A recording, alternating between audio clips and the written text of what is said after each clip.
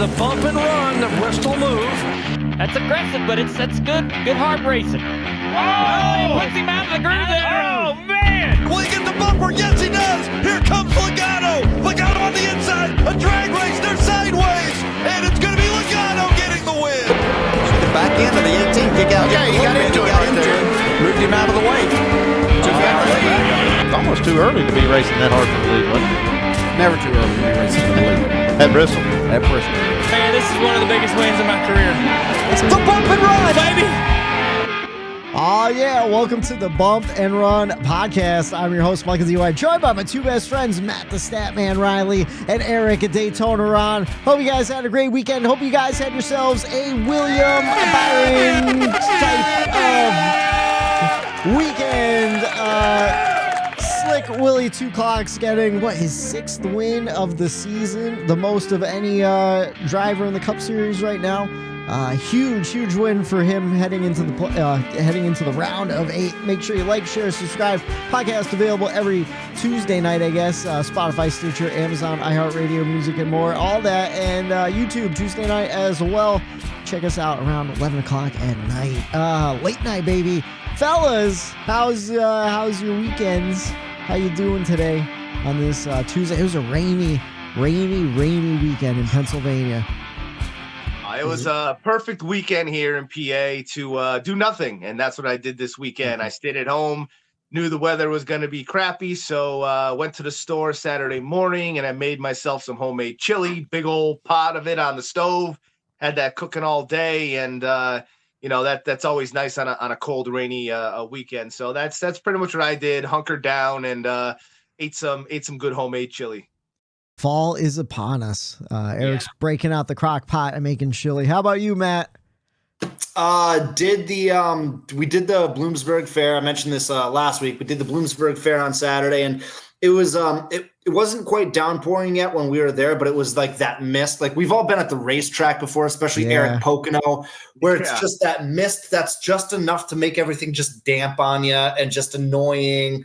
But you're eating all the bad food and enjoying life, and then a couple hours later hating life because you ate all the bad food, and then you mix that in with college football and booze, and it makes for a good Sunday of laying around watching football and racing, right? Nice. So that's what we did all weekend. Yeah, I was just trying to stay dry, man. Apparently, I didn't know this until this week. Pennsylvania's September is the wettest month on average in Pennsylvania. You know how they always say season, baby. Hurricane season. You know how they always say April showers bring May flowers. Well, April showers in PA is like 2 inches of rain on average, and in September it's 4 inches. Snowing.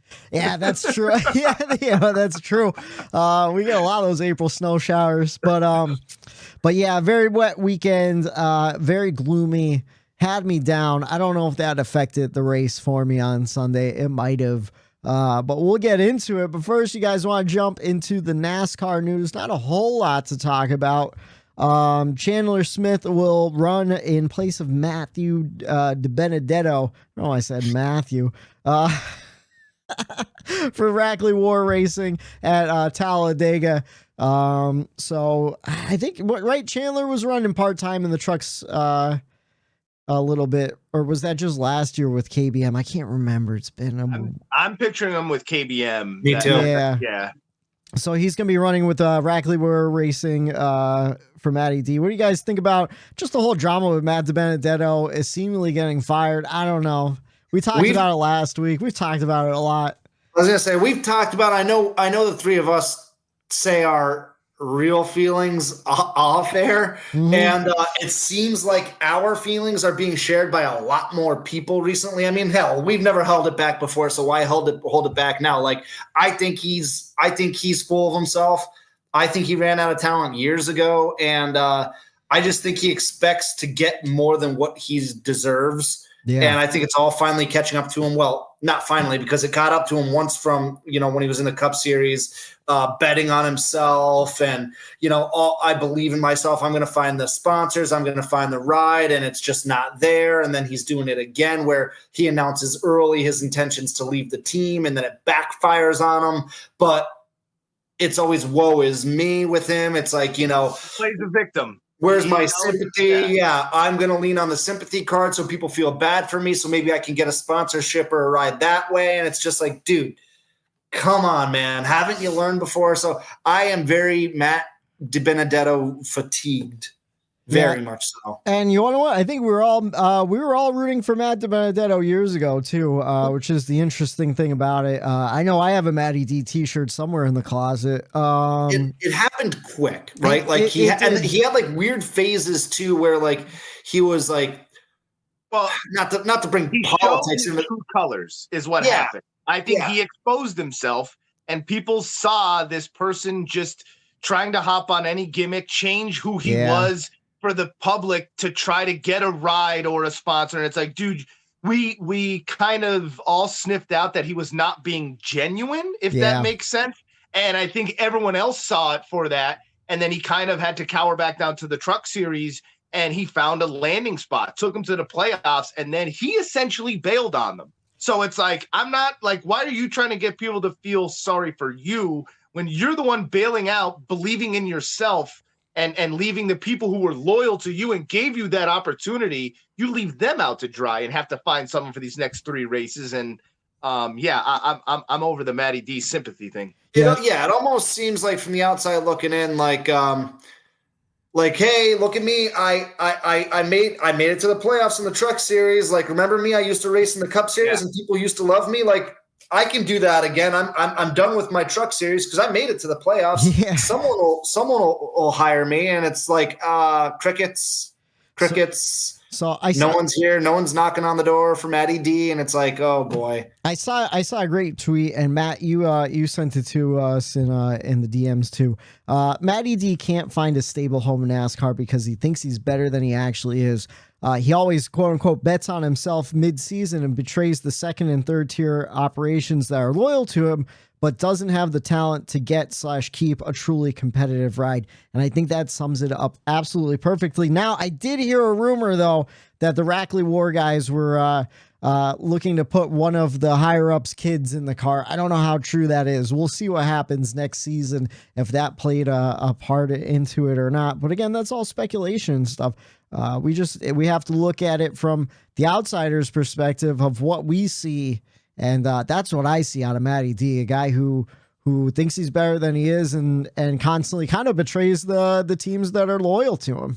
Yeah, because it's not just this single incident. If it was, yes, it's all speculation, but we have data from years prior, teams prior, and situations prior to this. So it's like, yes, when you put it all into context, it kind of does paint a picture, and the speculation could kind of, hold off until, that does come out. But I think the picture's already been painted. I think the most telling part was the whole Penske piece. Roger Penske himself said, we told Matt DiBenedetto he had a year to figure things out, and he didn't figure them out for himself.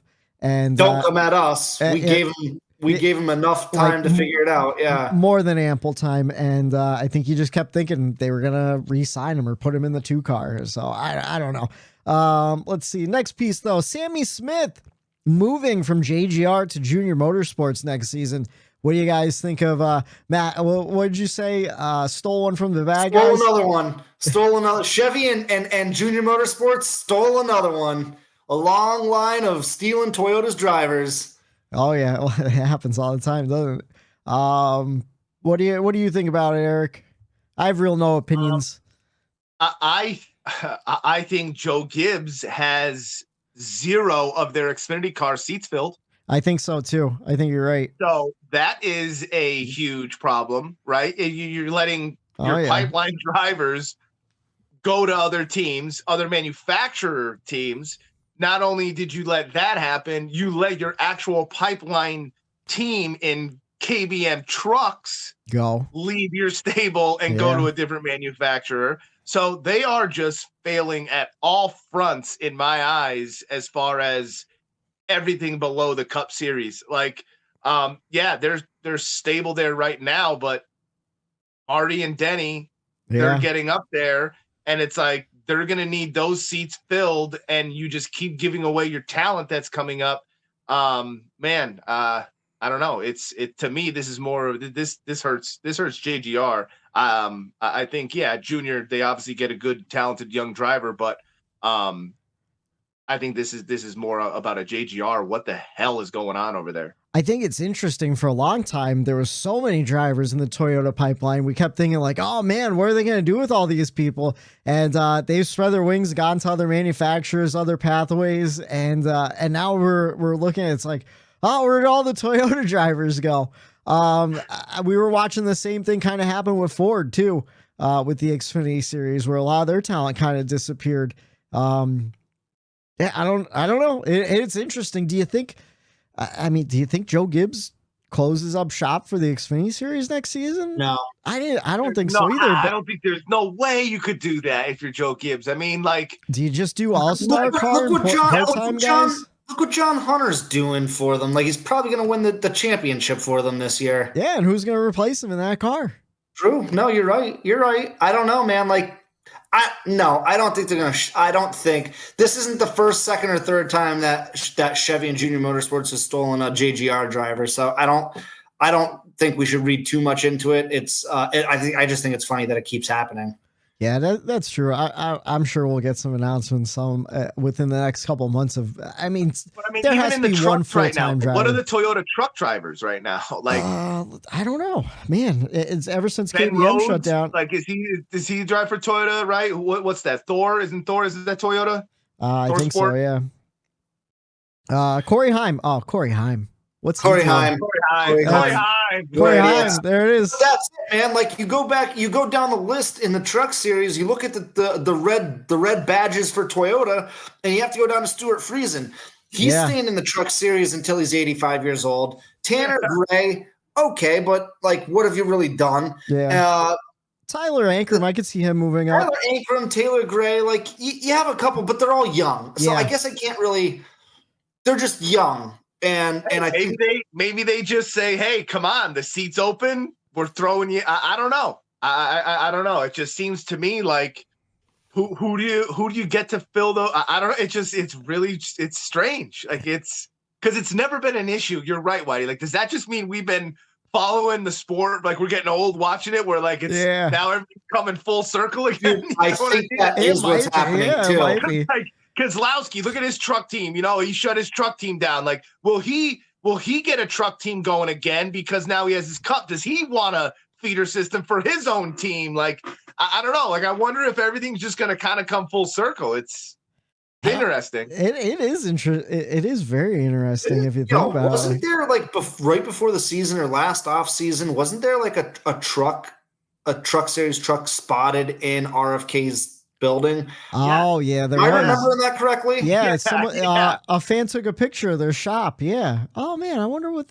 Well, you want to know what though? That could have. And it could have been anything. It could have been. They could have had a truck over there that they were working on for some. Like, it could have been anything. It could have been from like Front Row Motorsports or something like that too. You know, because Front Row doesn't. They don't have a scanner, like an optical scanner. So maybe it was from that. Who knows? I don't know. Oh. That reminds me, though, completely off topic. I forgot to tell you guys. Did you guys listen to Dale Jr. Download last week with Justin Haley? No. So he was talking about, obviously, everyone wants to know why he's going to Rick Ware Racing. Rick Ware Racing. I found a little clip that Junior posted of that little conversation. Rick Ware's in the RFK building now. Like, they have a little shop on their campus and stuff. So I'm thinking something might happen. That's down the line next season. You never know with the way RFK's been running and stuff. Rick Ware making moves. That would be a major turn on to me if I'm a Justin Haley caliber guy. Like, yeah, oh yeah, that's kind of what sold him. What are the chances you just throw Haley Deegan in that car? Yeah, it depends on the money. I think if you have the money. Well, what does she bring with her? Yeah, sponsorship monster and all that. Yeah, no, that's true. And you're already known as Rick Ware Racing. What if she wrecks it every week? Who gives a shit, right? Yeah, it's Rick Ware. Be any worse. She can't be any worse than the people in it now. Yeah, let's start. Or have been in it, you know. We're starting some silly season rumors tonight. We're letting them fly in the. You're hearing them first here on the Bump and Run podcast. We're moving all the truck series guys out of there, and the ladies. Haley Dean's going to Rick Ware Racing. Corey Haim's going up to JGR. You heard it here first. We'll see. No. But yeah, that's all I got for that one. Speaking of Fords, though, Ryan Preece says he's going to return to Stewart-Haas Racing next season. What do you guys think about Ryan Preece re-signing? He deserves it. I think he definitely deserves it. He's hung around. He's stuck with the plan, I should say, that he's been going through, working towards. Yeah. And now he's got that opportunity, and he's run solid in the races that I think we expected him to run solid in. And then obviously it's a learning curve in some of these other tracks that he goes to where he struggled, but he did show speed, and I think he definitely earned another spot there to give it a go. Oh yeah, I mean he's 5 points or 5 places ahead of his teammate Chase Briscoe, so I think he's performing better, if not the same as Cole Custer in that car. So I think it's a pretty good move. How about you, Matt? Also, Dude, what was the hand? Did you see some? Sorry, some I honestly didn't hear your question. I was looking at the standings, and I don't want to get too far into the weeds because I'm going to kind of circle back to this a little later on. But out of the 32 drivers who have raced all 32 races, out of the 32 drivers who have raced all 30 races this season, do you guys know who's in last? Actually, the bottom two. Do you know who the bottom two drivers are who have raced all 30 races this year? Ty Dillon and Harrison Burton. Unbelievable. I mean, Ty Dillon was kind of believable, but like I saw Harrison Burton second to last, and I'm like, what the? Like I knew he wasn't doing good, but I didn't realize he was doing that bad. And I don't want to drag us into the weeds into that anymore. That caught my eyes when I was looking, and I was like, holy shit, he's not doing well. Did Harrison Burton get knocked with a penalty too? What's that? Did Harrison Burton get knocked with a penalty too? I think Ty Dillon maybe. I think he did, Austin but Dillon. I mean, look at Penske in general, though. I mean, they are not operating. We could talk about Preece again. Look at Stewart Haas besides that 4-car. So you kind of have to give him the shot because Stewart Haas isn't doing that great. Ford isn't doing that great. You look at Penske, and that's where Wood Brothers, they're kind of affiliate with them. And I just think, man, I think Ford really needs to take a look at what happened this year and figure something out because I think they've had a down year. Yeah, they had a real bad year. We'll talk about Penske a little bit more later on in the show because it's very relevant for this past week in Texas. Rough week for them in Texas. And then the last piece of news, and this is a rumor, but it came from Dale Jr., so usually that's pretty much confirmed. He said he heard the Roval won't return in 2024. I just want to know, where's the fucking schedule? I can't believe we're heading into October. We have 6 races left of the season, and we don't know what Olympics, man. Yeah, the Olympics are screwing everything up. But because they're trying to find dates and like that certain tracks, they don't just have NASCAR there; they have other things going on. And with the Olympics, there's that 3-week span where they're trying to figure it out. And I think that is really the holdup right now is this Olympics. If it wasn't an Olympic year, I think the schedule would have been out a month ago. Yeah, no, I think that's exactly. I forgot about the Olympics. I think Eric, you hit the nail on the head there. That's very. I'm assuming. Obviously we have no idea, but I'm assuming that the logistics behind that has got to be a nightmare. There's so many moving parts that have to line up exactly perfect. Well, it's more. They said it's more the teams. So like NBC or whatever, like their whole team is going to be over there. So like it's all managing that as well.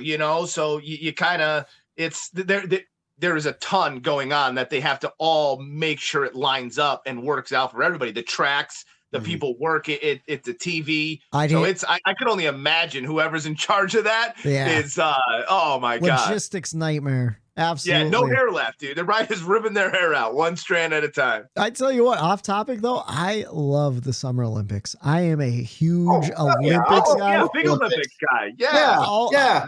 The Olympics season, I loved it in 20 when the Olympics last came through. It was great little break, dude. It Oh, was yeah. nice. Dude. I watch it all day at work, just replays of the events that happen in the middle of the night and shit. I can't wait. The medal counter on the side of the car. Who's got it, A little callback to an inside joke here on the Bump and Run podcast. Much like Shark Fest in the Reilly household, the Olympics, it doesn't get shut off when it's on. It's just that's what's on. Yeah. Is Prime... Everybody gets involved, I feel like, though. Like normal people, you would never be like, everybody's talking about it. And like at weird sports where I'm like, man, I can't wait to watch synchronized diving. Like Right, it's right. just amazing that they're able just to synchronize it all. I don't know. Anyways, we'll talk more about it next season when the Olympics are going on. But other than that, That's 3 straight weeks that we're going to just cover Olympics. yeah. Oh, ooh. That'd be a good podcast. No, we'll take a break then, man. These seasons are getting long anymore without any off weekends. But yeah, that's all I have for NASCAR news. Unless you guys saw anything else in the meantime. Pretty quiet week, to be honest with you. A lot of rumors that I know we're not comfortable kind of bringing to the forefront here, but a lot of rumors. Yeah. I have one that's kind of I don't know if anyone, like, it's kind of big news, I guess. The Eric Jones Foundation joined today. Kurt Busch passed on the pink window net to Eric Jones and the Eric Jones Foundation to carry on the breast cancer awareness. And they were all at Charlotte Motor Speedway today. I think it was Kurt Busch, Eric Jones, Hocevar, Bubba Wallace, and they were painting the safer barriers pink. And they have like the pace cars that are pink for like breast cancer awareness. And Kurt Busch was really big in that. And I guess he's like, since he's done and retiring, he's kind of passing that torch on. And that, kind of foundation is merging with the Eric Jones Foundation, who does a lot for breast cancer. And nice. I just thought that was pretty neat seeing Kurt out today, and there's a big media presence about it, and just, hey, spread the awareness, Kurt Busch to Eric Jones. What's that one? That's for the Roval. A lot of sense there for a lot of different reasons. It does. We talked about this, right? Like it wasn't something we talked about off air, right? How like the Eric Jones and Kurt Busch correlation. No, we talked about it. Yeah. Everywhere they go to, they both elevate. They both bring the team up so much. Yeah, I think we talked about. Did we talk about it last week? Was that last week? I think that was last week. Yeah. When they're doing the pink window nets for the Roval, right? Not this week, but next week. All right. So, yeah. There you go. Because October is Breast Cancer Awareness Month, so that's the NFL, they wear pink gloves and stuff too. They all kind of get the campaign going. Nice. Well, big news for the Eric Jones Foundation, and congratulations, Eric Jones, on taking on that role. I love stuff like that. I think it just looks cool. And in general, like, it is for a good cause and everything. So good on them. Pink numbers, you'll see a lot of pink numbers on cars and stuff. Yeah. That's awesome. Yeah. Oh yeah. But yeah, that's it for the NASCAR news. You want to jump into the race weekend? We had Xfinity on track. John Hunter Nemechek was the big winner. Did you guys get to see the Xfinity race this weekend? I did, but it's kind of foggy. Yeah. What was it, a night race? I don't remember. Why is it foggy?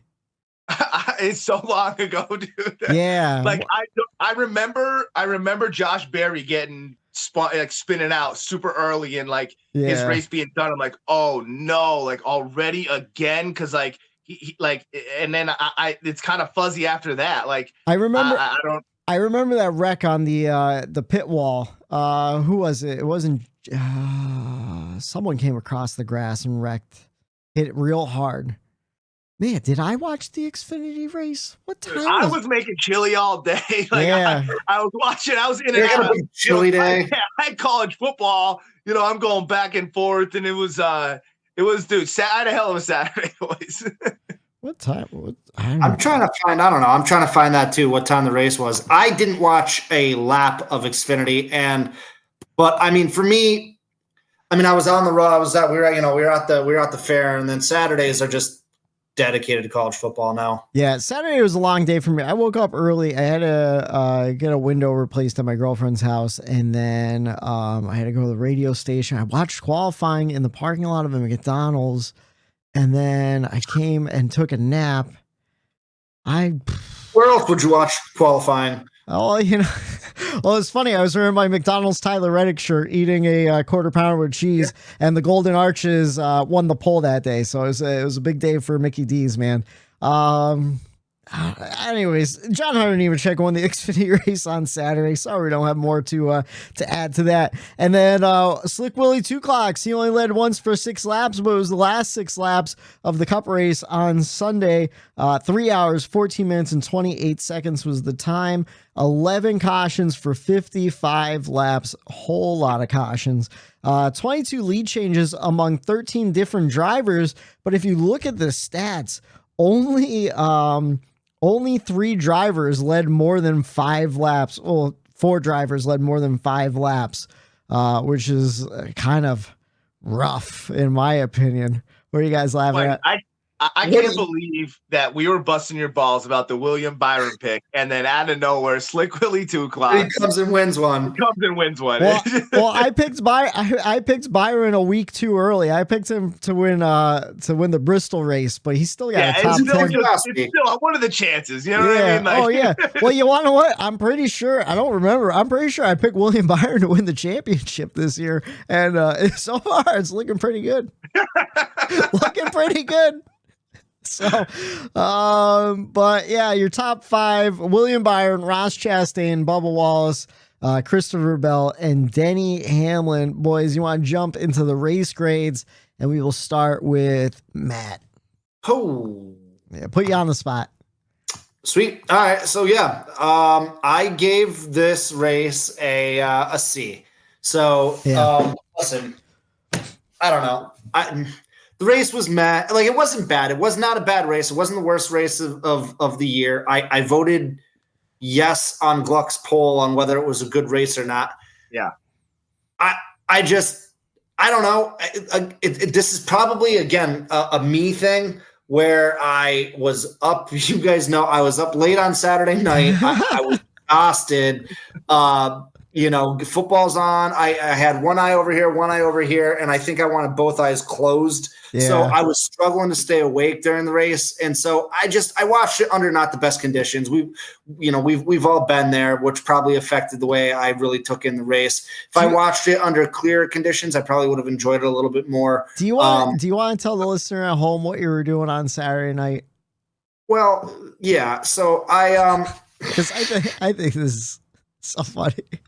I'm a huge Notre Dame fan, right? And if you can know anything about college football, they lost literally on the last play of the game against a team that nobody likes, Ohio State. Yeah. And it was just a tough way to lose, and I was already pretty drunk. And my only reaction when it happened was to leave the house. Yeah.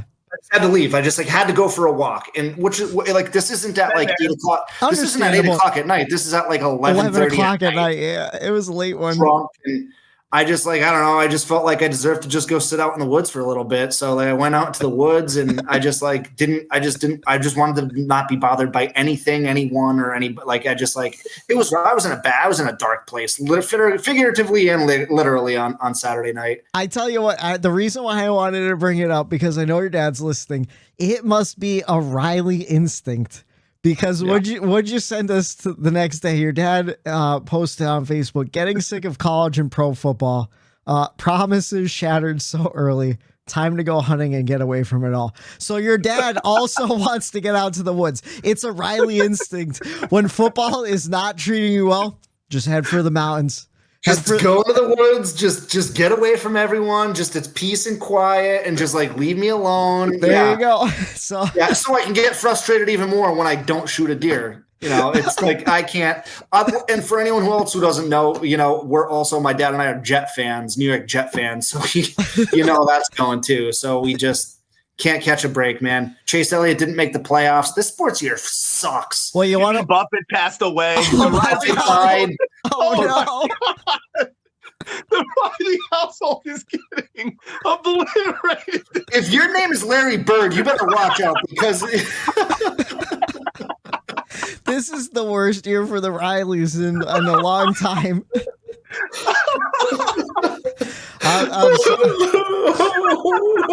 Well, you want to what? Hockey season's almost upon us. Basketball is almost upon us. Maybe the Penguins. Yeah. So what? Sidney Crosby's leg can end up in the no.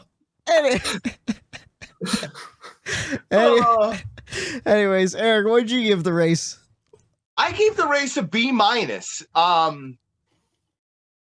It didn't have all the oohs and ahs that you want out of the racing. Yeah. It seemed like, there were some dominant cars that you knew kind of were the only ones that could win that race. So yes, there was some passing in between, and some drivers were able to move through the field, but chaos kind of prevailed again with the 8 going down with the playoff drivers. And, you had the 12, the 19 involved. And to me, that once again was more of the storyline and what created the drama and the excitement during the race. You had teams that needed to have good weeks this week. Yeah. Larson was one of them where he was dominating, but he obviously got loose, slid up, and wrecked out. The 45, too. He was involved. He hit the wall at the end, needed to have another good day. I mean, everybody really needed a good day going into Talladega, but there were certain drivers that obviously performed better at Talladega than others.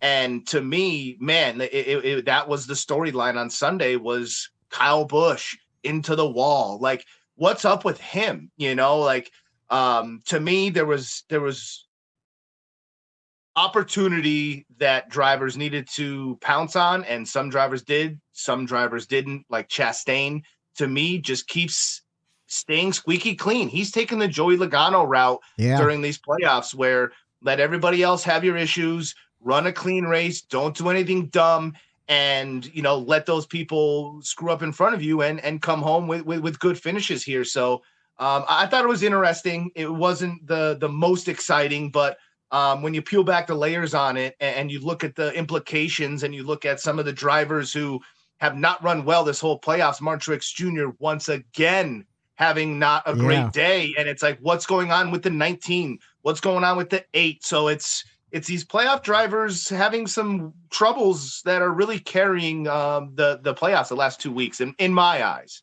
Yeah. You know what's crazy, though, still is like Martin Truex was nowhere to be found. I don't even know if they talked about him once during that race other than to say like he's a playoff driver. And he's still, plus 36 or I'm sorry, plus 19 right now. Yeah. That's like, I know that could disappear at a place like Talladega that could disappear like that. But like, that's a cushiony lead right there for having a shit-ass race. Especially since he came into this race, I believe it was like plus 25 tied with William Byron. His damage control was a lot better than it could have been. Like you look at a guy like Larson. Larson came in, I think he was, fifth or something like that. I forget exactly. Now he's only 2 points above the cut, and he looked like he was about to win that race. He should have won. He should have won that race. You know what though? Regular season points winner, like that's why it's so important right there. Oh yeah, absolutely. Right there, you get that's 15 points extra you got there. So instead of plus 19, you're only plus 4 if you don't get those 15 points. Eric, you gave it a B-, right? Yeah. And Matt gave it a C. I'm gonna split the difference. I give it a C+. I thought it was a fine race. I thought the battles on the restarts were really exciting and stuff like that. I think it could have been a good race, but I don't know how. I think the wrecks just kind of killed it for me. And like, I know the wrecks caused the playoff drama that we needed, where it kind of became a race of attrition where you kind of just had to survive, keep your nose clean and stuff. But just the types of wrecks, it was just chaotic, a lot of lost wheels. I don't like seeing lost wheels. At least last year when tires were going down, it was because crew chiefs were like playing games with the air pressure and stuff like that. It's sloppiness on pit road, and I don't know. It just killed the momentum of it all. Like certain guys, like in the middle when Larson started dominating, like he was on a little bit of a different pit strategy. I feel like we could have seen some really cool pit strategy stuff. Yeah, Reddick got screwed too. He came down pit road and then the caution flew too. So that hurt him pretty big in the during the middle of the race when you want to stay up front and on the same strategy as everybody else, or you wanted to hop. Yeah. And when Reddick came down first, I remember turning and telling Dana, I wish Jones pitted first. Yeah. Try to do something to because he was up there in the top 3, top 2 at the time. Like, okay, you pit first, you initiate that. And you know what? I was grateful he didn't because, man, as soon as that caution flew, I'm like, oh, no. Yeah. Oh, yeah. And like, it's just so, it was, that one was deflating. just because I was like, oh, he's running the top 10. Maybe he'll gain some positions. He'll get up front again. I don't know. But I think I would have rather seen just a cleaner race. Even if the leader was running away with it, I thought there was still some good battles in the pack, due to different strategies and whatnot. And that all kind of fell apart the more and more cautions. And it seemed like once you get into a rhythm and you're about to do green flag stops, like that's when shit would happen, But we did see a lot of chaos with playoff drivers. I mean, pit road problems. Ty Gibbs getting into his teammate Denny Hamlin. Like, who saw that coming? Christopher Bell, terrible pit stops early on. That whole experiment's not working out at all. At all. But I don't know. I still thought it was pretty decent. I watched the race again today, so it's still real fresh in my mind.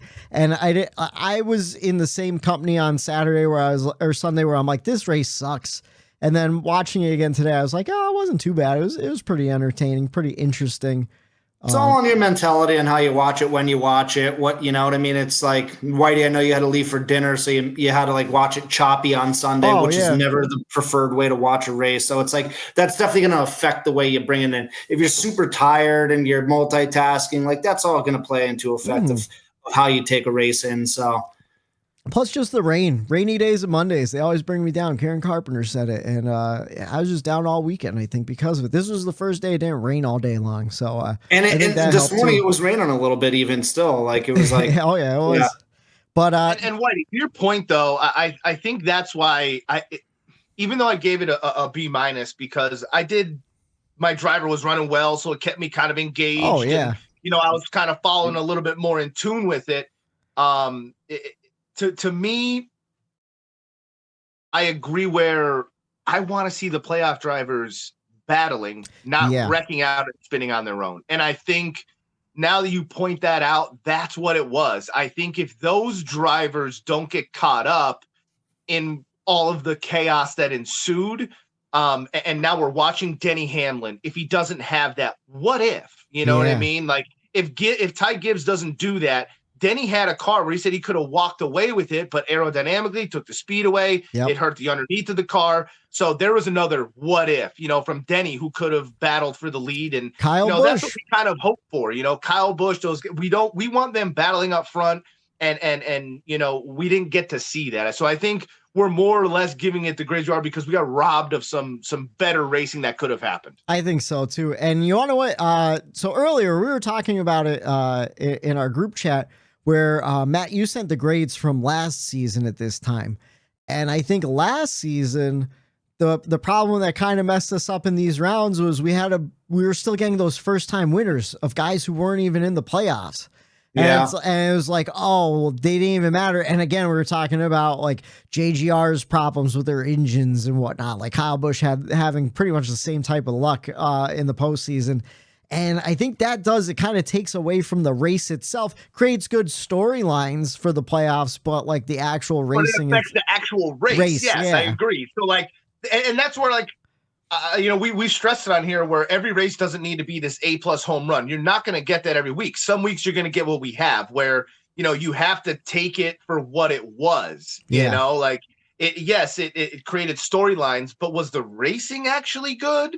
You know what I mean? It was mediocre. And I say that too, because this is Texas we're talking about, boys. Don't forget this. And I thought it was pretty good for Texas. It was hot as shit. Yeah. And I think we saw what this car has a possibility to do when it's hot, when it's slick. And, I think the tires was something that I like to see that tires are giving way now, because all we did was complain that the Goodyear's giving us a tire that's not wearing out. Yeah. You know what I mean? So I think it is a step in the right direction as far as this car and what it performs on.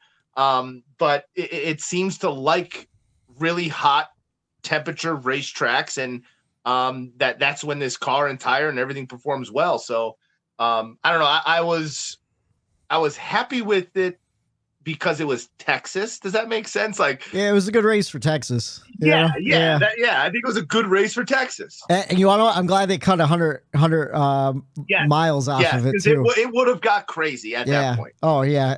Just Oh, yeah. outrageous.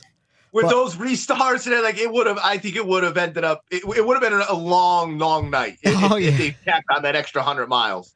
Absolutely. But maybe they would play the strategy a little bit different too. Like, even we've been talking about it all season, you especially, Eric. It seems like stage 1, stage 2, just tuning that car up.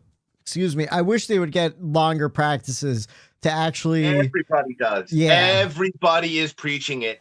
Not even just the Cup guys, the truck guys, the Xfinity guys. There's this one driver, I forget who it was, first time trying to, get into an Xfinity race, was never in an Xfinity car. And he's like, I literally got 20 minutes and now I have to try to qualify into this race. He's like, it's not plausible. You're trying to grow the sport, but how? We talk about all these drivers in the trucks and Xfinity racing each other hard and wrecking each other. Well, what if you allowed them to work on their car a little bit better, and maybe they wouldn't have to be doing that? I just think there's a correlation there with practice and product on the racetrack. Oh yeah, and especially for the young guys, the more track time you have, the better you're going to be equipped for your car anyway. So, but you guys want to jump into the checkers and wreckers? 3 wide for the lead. 1 lap to go. It's this week's checkers and wreckers. All right, Eric, how's the neck rocking out to this week? Oh, dude, I'm back to rocking full throttle, baby. 100%? Hell yeah. We're going to come on the air one of these weeks, and Eric's just going to be in a neck brace. Like the old school wrestling manager, the big, thick white like one. I just got out of the hospital, like the white with the blue. All stiff. What happened? Rock too hard, boys. Not too hard. Broke my neck. Rocking out. That's the way I want to go. All right, since we started with Matt for the race grade, we'll start with Eric for the checkers and wreckers. Oh, all right.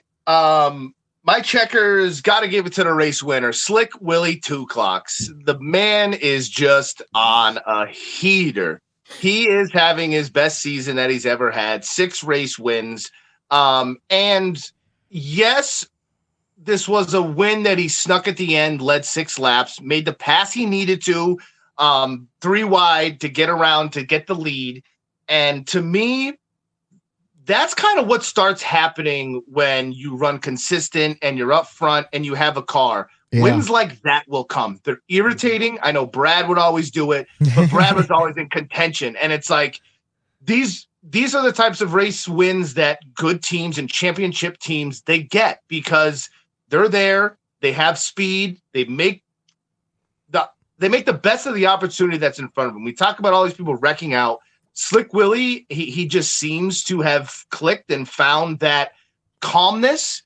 And he seems like nothing gets to him. And he's cold as ice, man. I just like to see him succeed. And I just thought he was there, did what he had to do to get to the next round.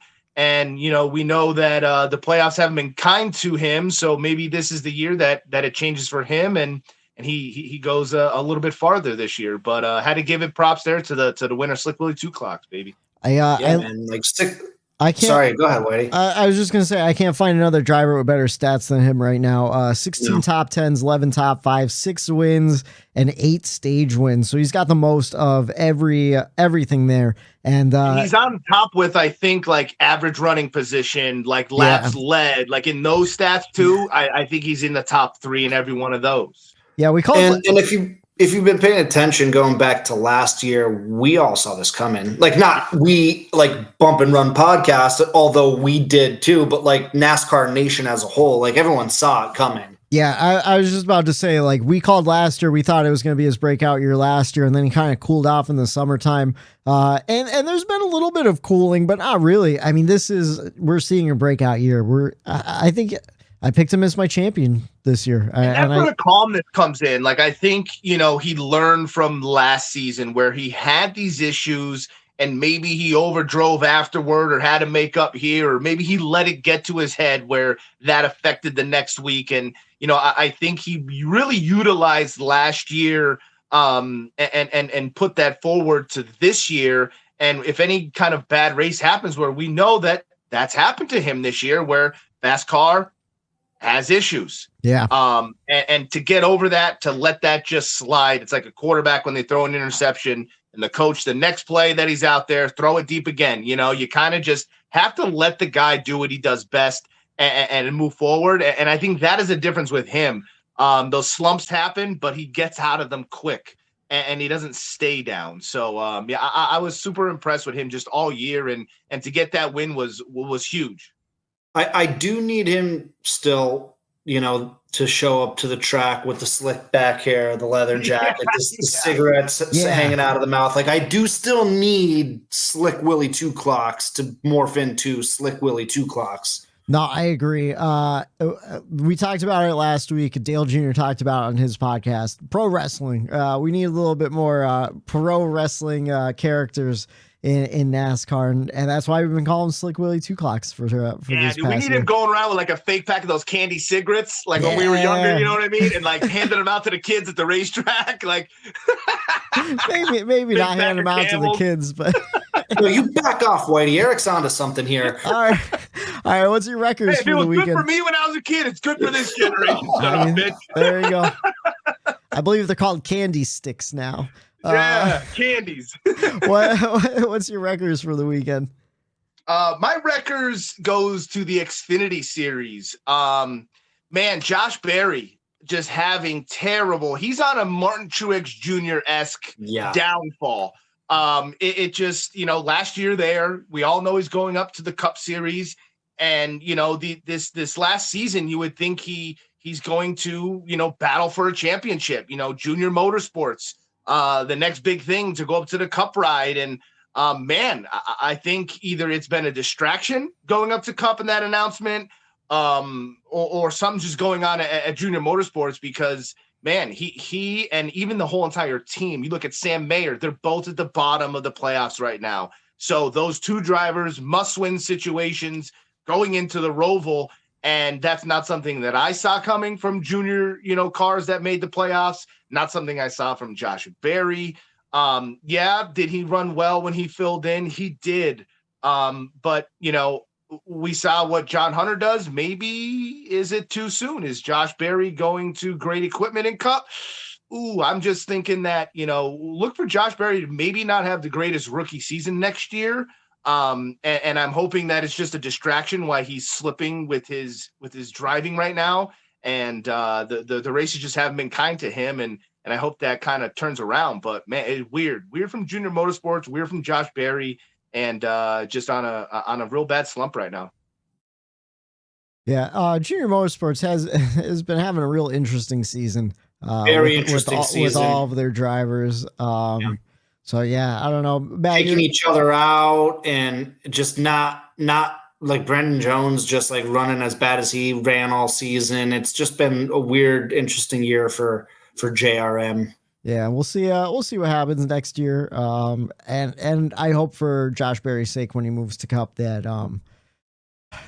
just Ford and Stewart-Haas in general have a better season. I think he deserves better too. But again, you never know. I think he's walking into a disaster. For sure he is. I think if you're Josh Berry, do you look back now and be like, man, I should have re-signed with Junior for one more year and maybe won the championship, and then went like? Because now it's like, man, I just think he's walking into a scenario where.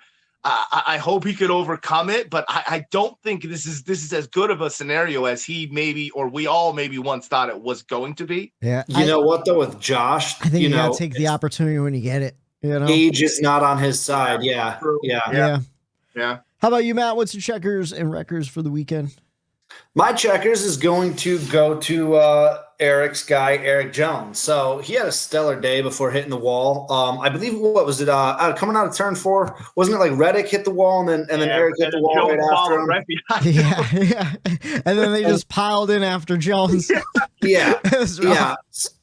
So like Eric finished 30th, but so actually, you know, I was kind of looking at it because we really shouldn't be surprised. Texas is a track that's kind of sneaky, really good to Eric, in 12 starts there. So I have some stats here. In 12 starts there in his Cup career, he's got 3 top 5s at Texas and 7 top 10s with an average finish of 11.8. So I never realized how good, Eric, you probably did. I never realized how good of a track Texas was to Eric Jones.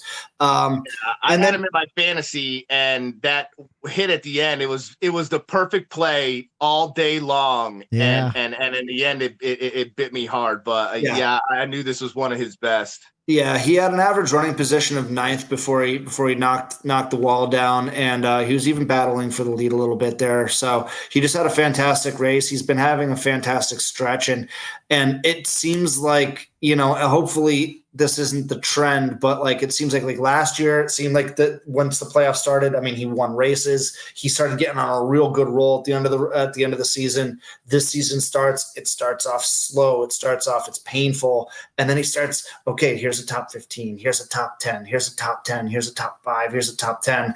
And then he starts picking it up. So going over to Toyota next year, I hope it's a fast start for him, because if he can start fast and finish like he is now, that dude's going to be in contention to not only win races, but possibly, be in the playoffs and also possibly win a championship. So I love, like we said earlier, Eric Jones is like the modern day Kurt Busch, where wherever he goes, he just seems to bring up the talent at where he's at. And so, and outperform the car really. So and we took it away from Eric. I didn't want Eric being the homer pick there, so I took that Eric Jones pick away from him. But highly deserved. He had a great race.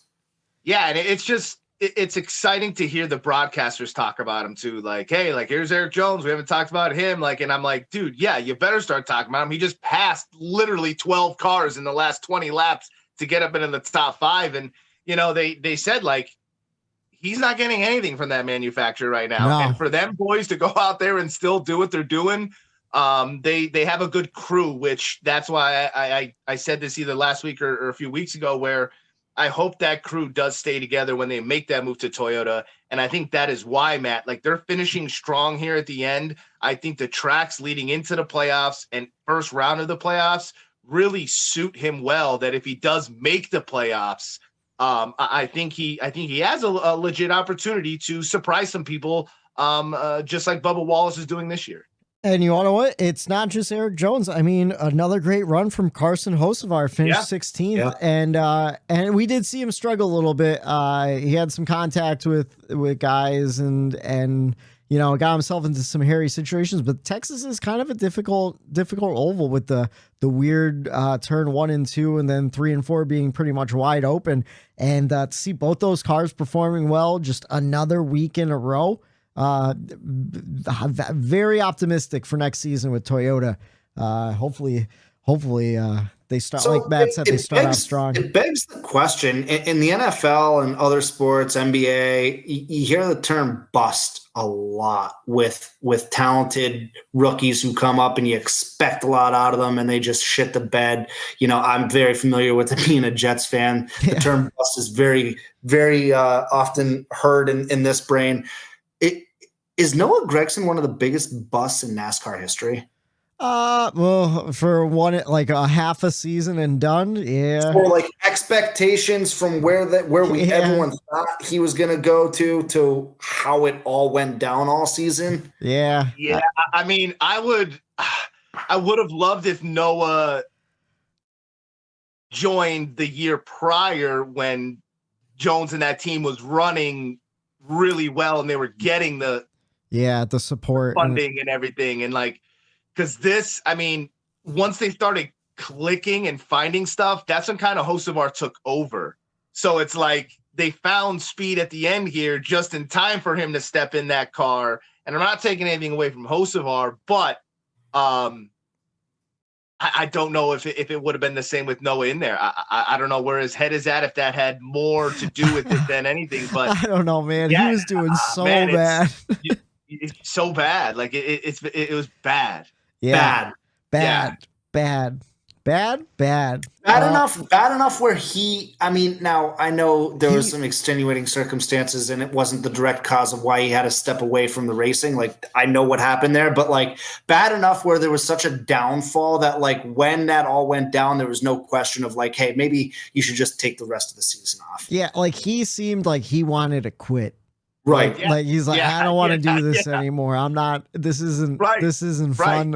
He and that's what makes me think, like, was he hurting EJ throughout that first half by being such a jackass and crashing all the time and not getting that notebook of data build? You know what I mean? Like, you need that data. Like, you need that. Like, that's what helps teams out. That's why there's a second car. So, maybe it was Hocevar that actually made the car better at the end and figured things out and actually helped the team. Yeah, like wasn't I don't know, but you're right, man. I think that he could go down as a major bust. Didn't know his story's not over. Like, let's be clear. I get that. I get that. But I'm just talking about as far as a rookie season goes. Like, holy shit, it's awful. Like, I forget what race it was, but didn't he finish like 5 laps down running with like no damage or anything? He was just 5 laps down somewhere. Maybe it was Richmond or something. I don't know, but I know he struggled. How about your records, though, Matt? What was your records for the weekend? My records goes to RCR, but more specifically Austin Dillon. But like RCR guys, they just need to get it together. AD and KB finished 36th and 34th respectively. Now I know AD lost his wheel, and that's not necessarily his fault. But, like, what do you make of Austin's last 10 finishes? Here's some stats for you. Last 10 finishes for Austin Dillon in the 3 car, one of the most recognizable cars in NASCAR history. Yep. 36th, 17th, 33rd, 20th, 33rd, 31st, 16th, 19th, 9th, and 34th. At some point, it's not just bad luck. It's not just a wheel falling off. It's not the crew doing it. Like, he's been awful. And I'm going to make a statement. And I agree with me, disagree with me, whatever. I think it's time for him to get out of that legendary number 3 car because, the way I look, I was never a silver spoon kid with him. Like, whenever, everyone was making fun of, Austin Dillon, he's silver spoon fed, yada, yada, yada, yada. I didn't really buy into that, but I've seen enough now where, like, I think this is nepotism at its finest. I think the only noteworthy thing that he's been running this year is out of talent, and I just think it's time for a change to be made there. I was listening to the morning drive yesterday, and Davey Siegel brought up a stat: 9 DNFs this season, or maybe it was 11. It's something. Well, I'll tell you right now, it is. Oh, I switched over to Xfinity. Give me a second. Keep going. But yeah, just having a rough season. I'm not done though. Like, I'm not done with the stats. So he has 9 DNFs. Yes, which is leading the Cup Series. So yeah, he had a 60-point penalty. He's sitting in 29th in points, but you put those 60 points back onto him, he's only jumping up 1 spot over Todd Gilliland, the 28th. That's bad. Like, that's bad. And Todd Gilliland's running in 2 different cars with 2 different teams, I really believe that more people need to start talking about AD not deserving to be in that 3 car. Like, it's at some point it's got to become a topic of conversation that makes the mainstream media. I know it's a tough one to bring up probably for some of those guys, but I think it has to happen, Matt. You're right. I think at this point, what we've seen is just, he's ruining the legacy of that car, essentially. And whether or not you allow someone else to drive that number, that's a topic for another day. But I just think, regardless, RCR needs to give someone better to be a teammate to Kyle Busch than Austin Dillon. Well, Kyle Busch hasn't been running well either, though. I was gonna say, I just feel like if Grandpappy wasn't the car owner, he would have been out of ride. I mean, especially after this. I don't know what I'm not talking about, like, because I don't know what his contracts look like or when that's up or whatever. But like, you take Grandpappy out of the owner position, and I think any other owner is like, yo, dude, like you got to get out. Like that's where it's not working. It's obviously not working. I think AD's so intertwined with his entrepreneurship that he has zero trouble getting sponsors for his car, for his team, for anything. I think he's so interlooped with these sponsors that they can't even get rid of him because they probably sponsor his pro bull riding thing or whatever. He's probably so got his own with all management, like talent management company and stuff. Like so he represents guys. As long as he's bringing in money, it's just like a lot of the rides in NASCAR, man. Like they don't get talked about because it's probably a driver that brings sponsorship and money. So it's like, hey, we'll just let him do that. It's an investment, you know. Yeah, they're trying to make money off it at the end of the day, you know. That 3 car never goes unsponsored. You don't see Childress Vineyards on that 3 car, ever. The thing is though, shit. Put legacy aside. Oh my God, Whitey.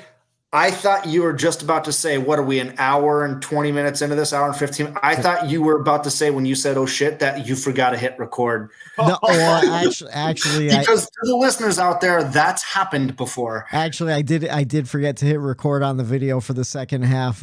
So we missed part of the video for Eric's checkers. But I hit record and I'll add a little Tuesday thing in show, post.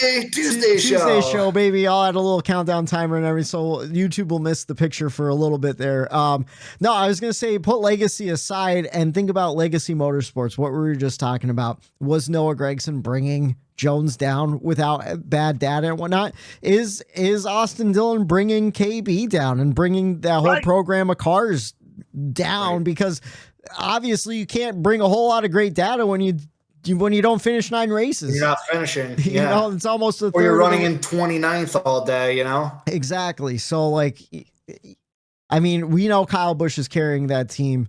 Tyler Reddick carried that team for the last couple of years too. Like, dude, I can only imagine when KB gets home and like the cameras are off, there's no microphones around. He's just like, motherfucker, like I'm carrying that fucking. Oh yeah. Like I can only imagine some of the things he's saying about AD. Yeah, but I don't know, man. I think it is time.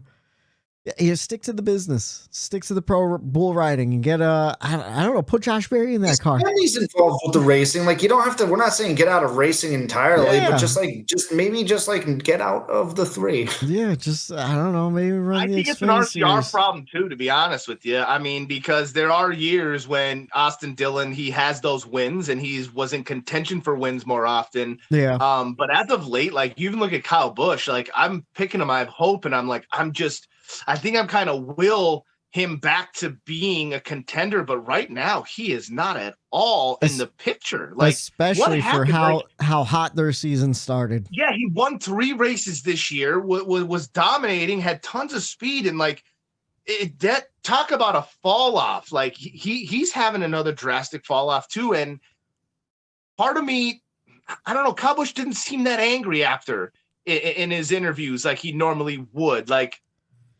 I think it's starting to build care though. as much. Like he's not like doing well. Like it's not Kyle Busch isn't being Kyle Busch right now for some reason. You know, like I want to see Kyle Busch park his car in the middle of pit road and walk back to his hauler. He needs to get fired up again. Someone needs to really piss off Kyle Busch because he's just kind of skating on through. Like he's just kind of happy to be there right now. Yeah, I think it was the Bagman. I think it was Mike Bagley on the morning drive that said it yesterday, where they were talking about the same deal. Where like that interview wasn't a Kyle Busch JGR interview, but I think because JGR equipment is like, that's what you expect. You expect winning equipment. I think, you know, Kyle Busch is still driving above the equipment a little bit, you know, like RCR contends for wins, but they're not as consistent as a JGR is. And maybe he's just being lenient. He's like, oh, you know, I'll let this one slide, you know, but like, I think some of the anger is building there. Like the frustration's building. It's just, he's not putting it out as much as with JGR where you expect to win every week, you know? And I'll tell you what, talking about just like being happy to be there. Like, you know who like I'm beginning to be like, like I'm not like, it's like almost like a De Benedetto, like just like where it's like, oh, you want to root for them. Like you hope they do well. When they don't, it's kind of like, okay. Like you kind of just let them be. And I was on this guy's ass. Ryan Blaney, dude. What? He just seems to be I watched an interview with him too. He was at his house. He was talking with somebody, and it was just like, yeah, you know, like it was unfortunate we wrecked, and like he just seemed like he was happy to be there. Like not like he doesn't care about anything. And like to me, that just turned me off. Like I want to see a little more passion out of Ryan Blaney. I want to see him a little bit more irritated. Like, yeah, like it just seems like he's. I'm in the playoffs. I'm here. This is fun. This is a job I do, and I'll see you guys later. I believe earlier in the year, and I don't think this was a conversation we had on air. I think this was like in our group text. I believe I mentioned that I think Ryan, and I love Ryan Blaney. I'm a Ryan Blaney fan. His personality is great. I think he's loaded with talent. I think you guys not attacked me, but like disagreed with me when I said that. Like I think Ryan Blaney's overrated. Yeah. I mean, you didn't you pick him to win the championship last year, and then he did absolutely nothing. You know, yeah. Well, at the beginning of this, before the season started, because I thought like, okay, like here we go, because like every year it's like, okay, here we go. This has to be the year that Blaney he's off and he doesn't. And to your point, this year, like Willie Two Clocks, it was the same thing. They were on the same trajectory in all three of our eyes. They were in the same position to excel and make that leap to be one of those guys that you could guarantee has a shot to win every week. And one made it there and one didn't. Yeah. And that's the thing. Blaney used to have that shot every week and he just wouldn't get it done. He'd finish second, third, fourth, fifth. But that was 2 seasons ago. That was a car ago. And in the next gen car, he hasn't really been doing much. He's still very consistent though. Last year, he was consistently second place going into that last race at Daytona without a win. Got himself locked in. But if you don't have that to like win to start winning, and do like Reddick talks about getting to that line, I think he's just I don't know if he ever finds that line or if he needs somebody to go. I feel like he needs somebody to go up to him and shake him and wake him up. I feel like Ryan Blaney's in a dream and he's just like, oh yeah, this is great. Like, oh yeah, I'm running. I'm one of the. Oh, this I'll win a race here. Dude, oh yeah, and it's like, Blaney, like you could be at like. Wake up, dude. Like this is not it. Like, wake up, dude. Just do more, do better. I'm rooting for you. We all are. Like Blaney's got the looks. Like I say, he's got the personality. He could be a fucking superstar for this sport. And I don't think he has any interest in being that though. Well, you want to what? I was going to say after his Coke 600 win, he said like, you start to doubt yourself. Maybe he's still continuing to doubt himself though. Like he got that win and then things didn't start shaping up better after that. Like it just kind of stayed the course. And to your point, like Matt, you picked him to win your championship last year. This year, before the season started, Dale Jr. picked Blaney to win his championship. So like the talent's I'm so there. Sick of Dale Earnhardt Jr. stealing all my shit. The bump and run pot. I swear, no, it happens all the time. He takes my opinions. The guy is just out of hand. No, but I'm just saying, like a lot of people see that potential in Blaney, and then it just fizzles out every season. And guess what? I'll probably do it again next year. I'll probably be like, hey, this has to be the year that Blaney goes off, right? Like Blaney's going to have the Byron year eventually, right? Until it's just like the same thing with Austin Dillon. I kept saying it with Austin Dillon. Yeah. This has got to be the year he breaks out. This has got to be the year he breaks out. Now we're in year like what? 8, 9, 10 of Austin Dillon's Cup career. And it's like, okay, we've seen enough now where we know like he ain't it. Yeah. No, I agree. I agree. You got that dog in him, but it's a hot dog. Yeah, he is. Well, yeah. What's your call? My checkers and wreckers. I got to give my checkers to Bubba Wallace, man. Coming into the playoffs, no one really thought he would make it to the round of 12. And so far, one race into the round, he won the pole. He led a career high 111 laps and had a good chance to win in advance. Of course, he didn't, but I mean, he helped himself out in the situation. I think right now in the playoff standings, he's only -2 to go from 12th in the standings to 9th after one race. I think it's pretty solid. I hope to see the momentum keep going and capitalize on everyone else's mistakes, because that's kind of what he did too. Especially when him and Larson were battling. Larson should have won that race. He had the car to win it, and he just capitalized on that mistake. And that's why I gotta give honorable mention to Kyle Larson too. I didn't give him my checkers this week because I gave him my checkers last week, but again, he had the car to win right there. He should have won that race. And then my wreckers, we were just talking about Blaney, Team Penske as a whole. Just a rough day. Rough season in general, rough for Ford. They qualified bad, they ran bad, and then in the end, Blaney and Cindric's day ended in an accident. So just I don't know what Penske's doing, but that's not the Penske way. Dude.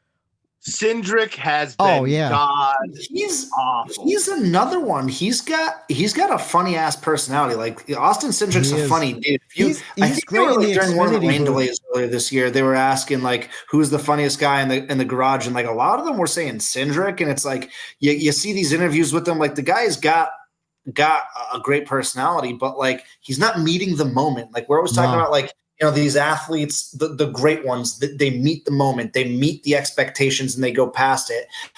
And he's not doing it, just like Blaney's not doing it. And Cindric at least has a little bit of leeway because he is younger, but like same thing. Those expectations are there. They're only going to get more and more and more. And if you're not performing, like, yeah, I mean it's only a second season too, though.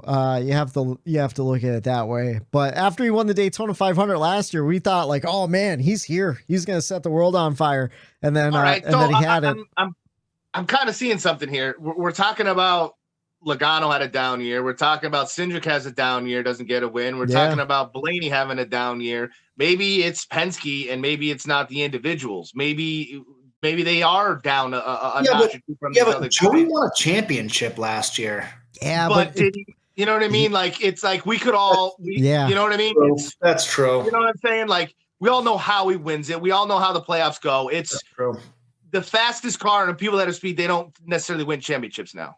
And it's not Ford because there's one team that's outperforming everyone's expectations now. That's the thing, though. It is Ford. You look at all the other Fords and they're dog shit, and then there's two Fords in the 17 and the 6 that are doing things that I don't even understand. They're figuring it out. Yeah, they're figuring it out. They found something, and they didn't tell anyone else what they found. Which I think is awesome, by the way. Like Brad found something. He's like, fuck them. Like I used to work for them. Like they didn't share shit. I'm not sharing shit. Yeah, no. Who knew that Brad Keselowski was the glue holding Penske together? But yeah, that was my records for the weekend. I don't have a whole lot of notes. I feel like we covered most of everything that I touched on in my race notes. Do you guys have anything else to add? I have one thing that I noticed. It was kind of at the end of the race. Mark Truex Jr.'s radio, he was irritated, man. I don't know if you heard any of his radio talk back and forth. He's like, oh, he's like, what the fuck? Like this, every week we even catch a break, and like, you know, Small comes over the radio. He's like, oh, what are you gonna do? He's like, oh, I'm tired. And like they were kind of, he's like, well, what? Move on. It happens. Whatever. Like long way to go. And like that team, Martin's frustrated. That team they're not having luck on their side. The speed, something's not there. And to me, listen to that radio communication. Man, I picked him to be my champion, and I do not want my championship driver and his crew chief really arguing and getting irritated over this kind of bad luck and not having speed at these last couple racetracks. And man, that's just not a good sign for me and that 19 team. Like if you're a fan of Truex, I'd be a little worried. That 19 team is one of the most curious, odd cases I've seen in a while, because like those two in particular, James Small and MTJ, are always bitching at each other, like always making a scene, always, which goes against every grain of Martin Truex's being, because like by all accounts, you know, he's a quiet, like reserved guy, but when he gets behind the wheel, like him and James Small go at it, and whenever it seems like they go at it, they seem to get better, and it's so weird. And then they go on like dynamic these stretches and like these bad stretches, but then oh my god, they just won the regular season championship, and oh my god, they just won 3 races, and oh my god, he's the fastest car week in and week out, and then oh my god, he's running in 23rd, and we don't talk about him all race. It's like, where's the consistency?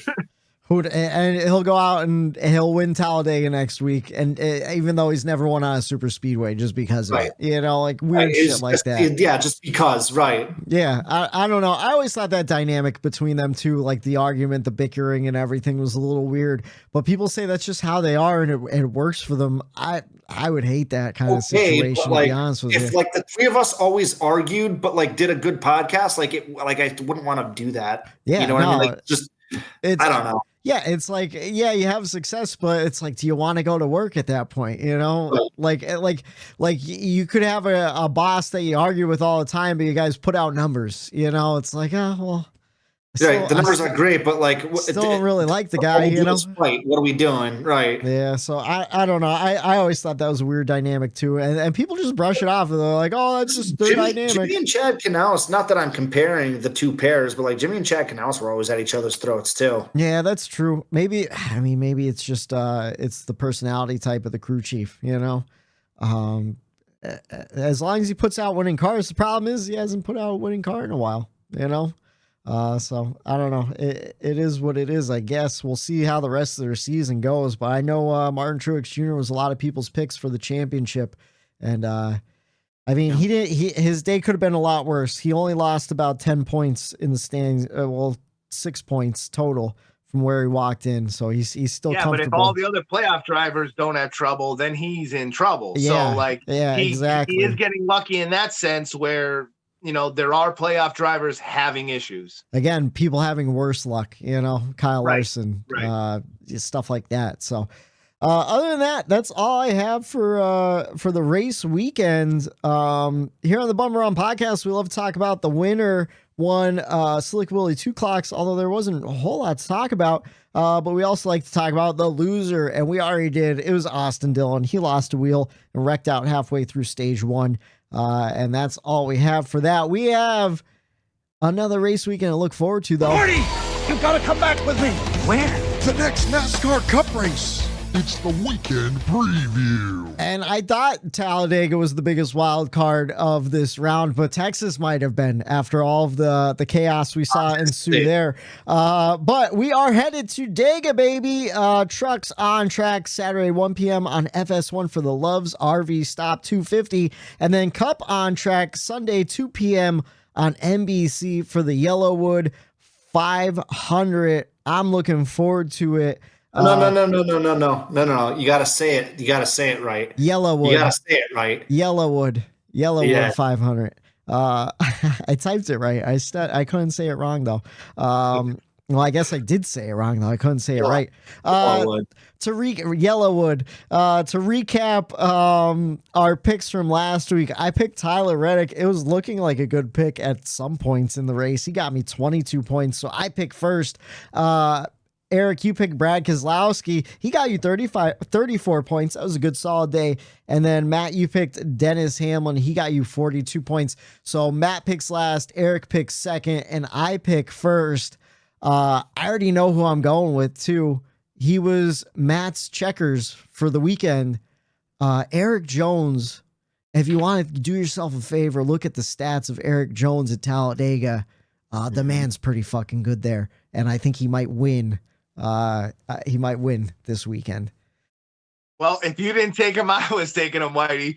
I was definitely going Homer this week. I know this is his 3 tracks that he's good at. Yeah. Super Speedways he's great at. Darlington, Texas. I'd say Bristol, throw him in there at the end for his 4th. But like Super Speedway, I think underrated. I think he's starting to gain a little bit of momentum with some of these stats that are coming out over, you know, the last so many seasons, and so many heartbreaks. Yeah. I have to see here at the end when he's leading or in second. Yeah. Blaney doored him into the wall the 1 year. Chastain dumped him, hung him out to dry, and everyone went wide. What was that, 2 years ago? He's been really close many times there. I found the stat, and this one's on Twitter from an account I love, Ryan at iFantasy Race. So at iFantasy Race, a lot of great information.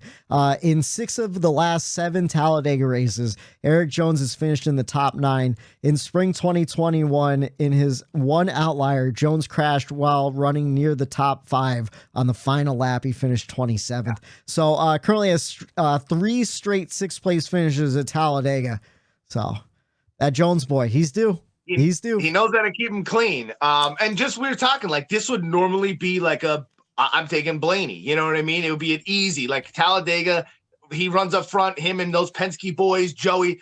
But it's not. It's just not that easy anymore. I'm going to go once again. I think, yes, the Toyotas are going to be fast. I think they're going to want Bubba up front. I think Bubba's going to be up front a lot of the day.